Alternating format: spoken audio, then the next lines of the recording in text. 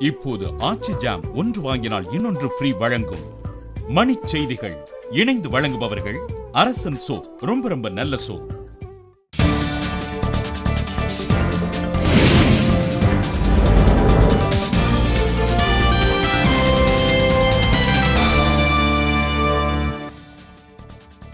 வங்கக்கடலில் 34,000 சதுர மீட்டர் பரப்பளவு கச்சா எண்ணெயால் பாதிக்கப்பட்டிருப்பதாக கடலோர காவல்படை தகவல்.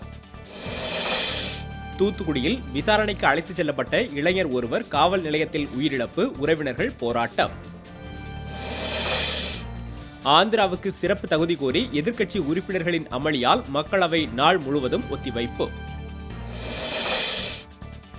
வங்கிகளில் பணம் எடுப்பதற்கான கட்டுப்பாடு விரைவில் நீங்கும் என சக்தி காந்ததாஸ் தகவல். ஊதிய நிலுவையை வழங்க கோரி கேரள அரசு போக்குவரத்து கழக ஓட்டுநர்கள் வேலை நிறுத்தம். பாலாற்றில் ஆந்திரா தடுப்பணை கட்டும் விவகாரத்தை தமிழக அரசு வேடிக்கை பார்க்கக்கூடாது என மருத்துவர் ராமதாஸ் வலியுறுத்தல்.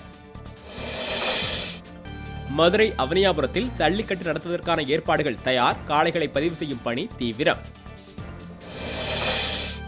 அழகு குறைவான பெண்களே மனக்கொடைக்கு காரணம் என மகாராஷ்டிரா மாநில பாடநூலில் உள்ள தகவலால் அதிர்ச்சி. கச்சா எண்ணெயை அகற்ற தமிழக அரசு எடுத்துள்ள நடவடிக்கை நிறைவளிப்பதாக சென்னை உயர்நீதிமன்றம் கருத்து. குறுகிய தூர இலக்குகளை தாக்கும் ஏவுகணைகளை பிற நாடுகளுக்கு விற்பனை செய்ய சீனா முடிவு.